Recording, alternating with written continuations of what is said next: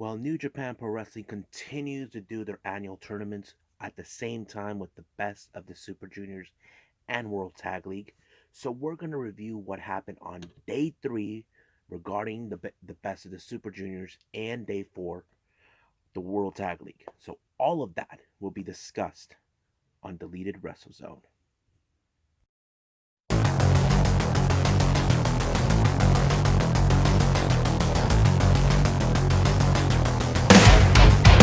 Are you ready? Get up, get up! Get up, get up! Get up, get up! Get up, get up! Get up, get up! Get up, get up!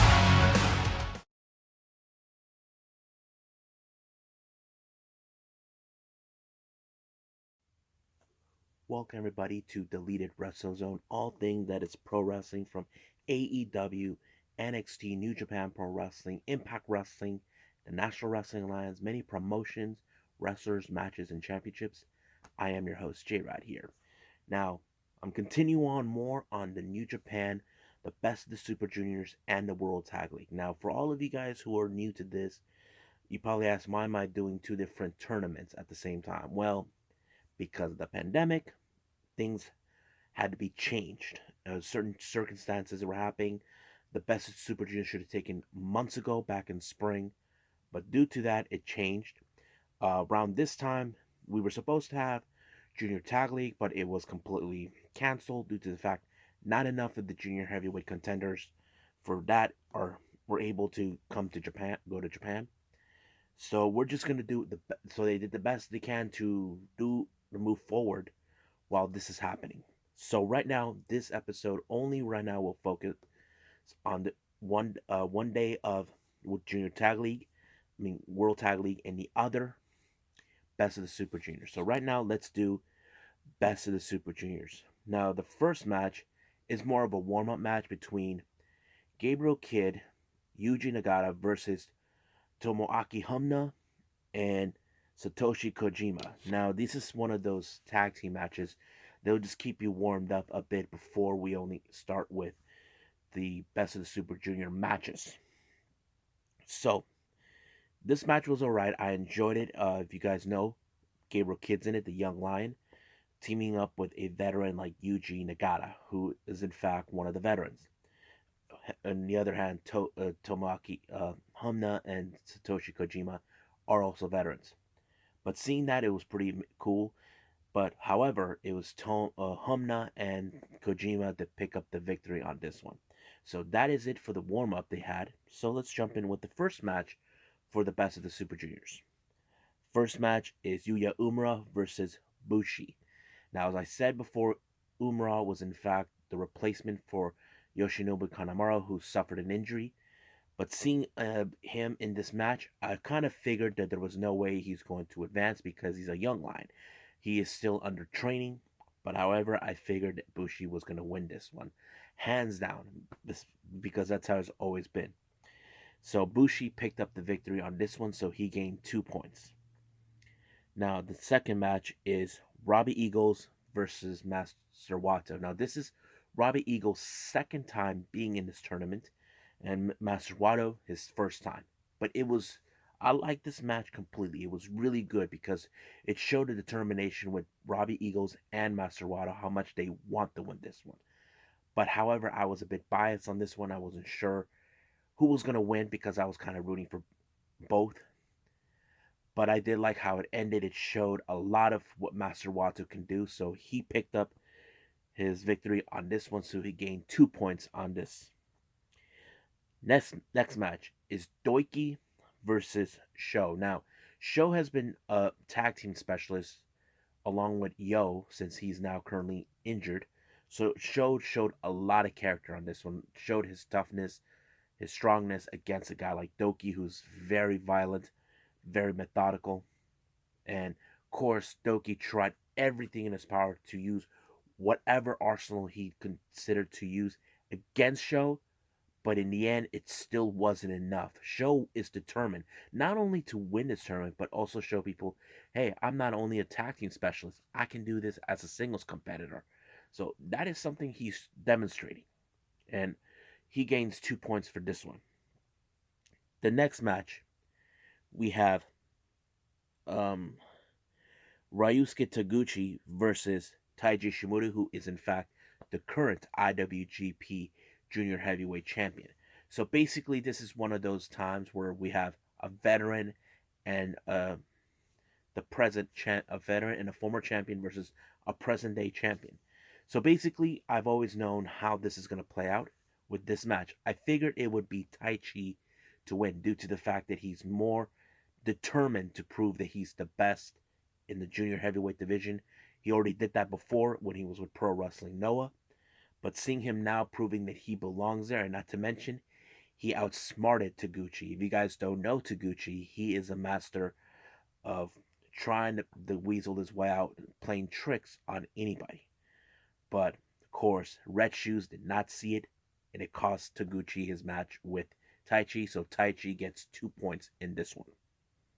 Now the final match is between El Desperado and Hiromu Takahashi. Now these two have known each other for a very long time. They hate each other so badly, and were determined to move forward.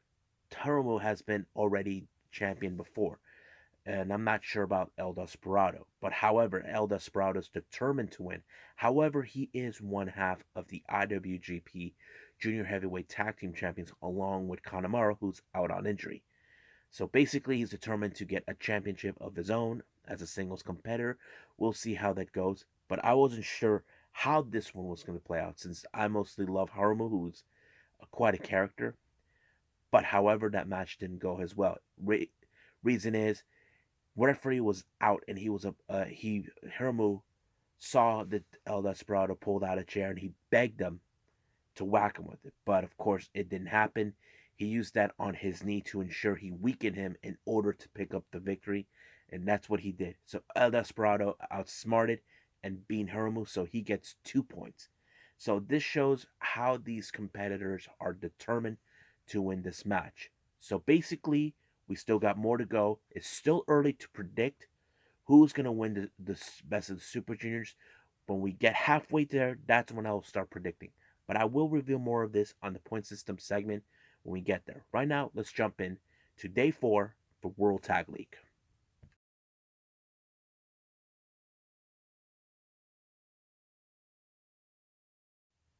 Alright, so we're in day 4 for World Tag League, so we're now taking things seriously. But first, they start up with another warm-up match. This time, Yuji Nagata pairing up with another young lion, Yota Tsuji, against the men who beat him and his previous partner on the earlier earlier event, Tomoaki Honma, and of course Satoshi Kojima. And if you guys want to know, I'll skip ahead for all of you. Same result, Honma and Kojima win this match again. So basically, it was an interesting warm up, but right now let's get serious with the World Tag League on this one. The first match of this, it's the Bullet Club, Chase Owens and Balak Fale versus the Empire, the Great Okan and Jeff Cobb. Now, so far, Fale and Chase Owens, they are one of the few teams that are currently unable to advance, unable to pick up 2 points. So basically, I've always suspected that somehow this victory was going to go the Empire's way with the Great Okan and, of course, Jeff Cobb. So they picked up the victory with 2 points. Now, I am not saying I'm not going to predict this, but I look at Empire right now as possibly one of the most potential wrestlers that could win the World Tag League, but we'll get there. And I'll predict more of this when we get there too. Next match, we have Finjuice versus Toa Henare and Hiroshi Tanahashi. Now, if you guys who are new at this don't know this, if you guys know this or not, Finjuice were the last year's World Tag League winners. Now, they made it so far to determine that they are a team that are here to stay, to prove that they are worth to be part of this. So, but this one put them to the test against people that they know. They have teamed up with Toa Hanara and Hiroshi Tanahashi before. But they decided to put that to the side and focus what is this important, which is the World Tag League, and that's exactly what Finjuice did. So they picked up the victory, picking up 2 points on this one. Now the next match, match number 3, we have an interesting Bullet Club versus Bullet Club. We got Yujiro Takahashi with Evil along with Master Spoiler Dick Togo versus Bullet Club members the Gorillas of Destiny, Tama Tonga and Tongaloa along with Yado. Now this is one of those matches where they know we're not friends right now. We're determined to win. As you know, uh, Gorillas of Destiny are one of the best tag teams in New Japan, and of course, Evil has been tag team champion before with his previous team, um, Los Ingobernables de Japón. But this time, I knew right from the start that both sides were going to use that Evil and Yujiro will have Dick Togo by their side, and as for the Girls of Destiny, they'll have Yado. So basically, it was a master of cheating from both sides. But what I did like about this is how they were determined to win. To show we're not teams right now, we're not in the same unit. We're in fact fighting for ourselves for better competition. So the winners for this one is none other than I hoped it was, and it did. The Gorillas of Destiny, GOD. So they won. They get 2 points on this one. Now the next match is Chaos versus Chaos. We have Toru Yano and Tomohiro Ishii versus Yoshihashi and Hiroki Goto. Now this is also one of those circumstances where you have to pay attention a lot. Sometimes in these type of tournaments, there's no friends. It's all about the competition. As you know, Hiroki Goto and Yoshihashi are determined to go all the way as possible to become IWGP Heavyweight Tag Team Champions. They've tried it before, but they came up short. But however, their obstacle right now is getting through the tournament. And one of the obstacles was Yano and Ishii. But it did show more of Yoshihashi's character that he's determined to win. But however, you could not beat a guy like Tomohiro Ishii, one of the strongest and most powerful competitors ever, the powerhouse. That's what he was. And it led to Yano and Ishii to win this, gaining 2 points in this tournament. Now, the main event is also one of my favorite ones, one of the best ones ever. It's Los Ingobernables de Japón, LIJ, Sanada and Shingo versus Suzuki-gun members Taichi and Zack Sabre Jr. So one thing led to another. I did like how the LIJ are determined to win this tournament. This is another fact.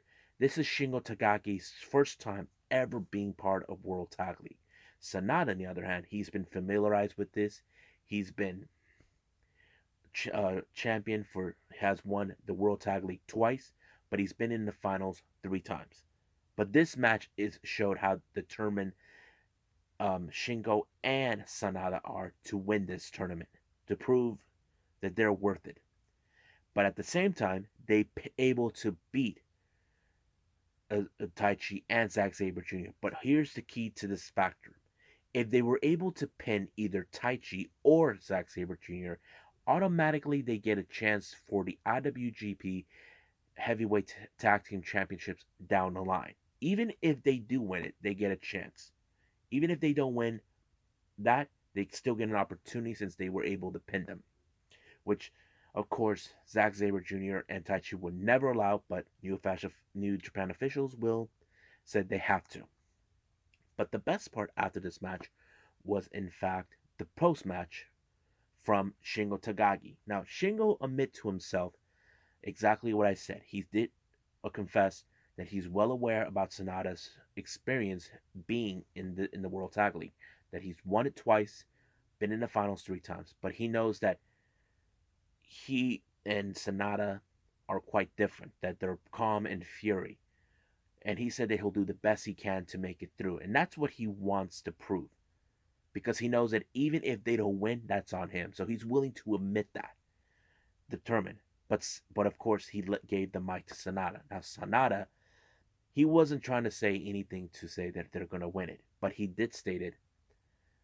Out of all the partners he ever had, he declared Shingo the best one he ever had. So that kind of kind of warmed Tagagi's heart, knowing that he's the best. So it's still undetermined how far they're willing to go. But I'll talk more about that in a little bit. So right now, let's jump into the point system.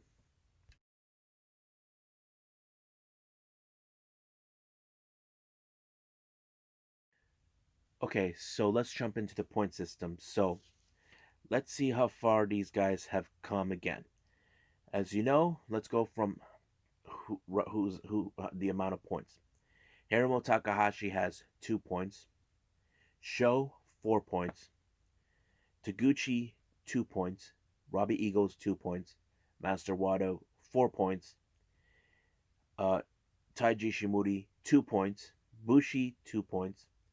El Desperado 2. Doiki and Yuya both are in 0 points. Now, most likely the ones that are in lead is Master Wato and Sho. Now, like I said, it's too early. Now, if Sho and Mr. Wato are determined to win, they better stay with the most amount of points in this tournament to determine who would win. But however, I'm still looking in. I can still see Sho and Mr. Wato try to win, but the ones who are more prominent to me is Hiromu and Taiji Shimuri and possibly Bushi. But the wild card for me, I feel like it's Robbie Eagles, who came to prove himself that he deserves, you know, to get a shot of the IWGP Junior Heavyweight title. So we will talk more on that down the line. Now, here's for the point system in World Tag League. At this point, we have Taichi and Zack Sabre Jr. They got 4 points. Yujiro Takahashi and Evil, 4 points. Tomohiro Ishii and Toru Yano, 4 points. Great-O-Khan and Jeff Cobb, 4 points. Goto and Yoshihashi, 2 points. Tama Tonga and Tonga Loa, the GOD, 4 points. Shingo and Sanada, 4 points. Tanahashi and Hanare, 0 points. Chase Owens and Balak Fale, 0 points. Juice Robinson, and Finlay, they got 4. Now, so far, none of them, almost every last one except for Goto, they only have 2 points. Now, who do I think could win? I can see few that could possibly win. Now, there's the Dangerous Takers, which is Taichi and Zack Sabre Jr., who could possibly win this one if they given the shots. Now, the people who I do keep an eye on is the Great-O-Khan and Jeff Cobb. They seem more prominent. Same thing with GOD and Shingo Takagi. But the other one who I also suspect at this point is Finju, since they are last year's winner. But we'll just determine more as we progress in both tournaments and see who could be more prominent to win this for both, either the best of the Super Juniors or World Tag League. So I think that's it for now for this entire episode. So I hope you guys enjoy me talking about New Japan's latest tournaments, the best Super Juniors and World Tag League. So stay tuned for the next one soon. I must bid all of you guys adieu. So goodbye. Mwah. And have a nice day. Bang.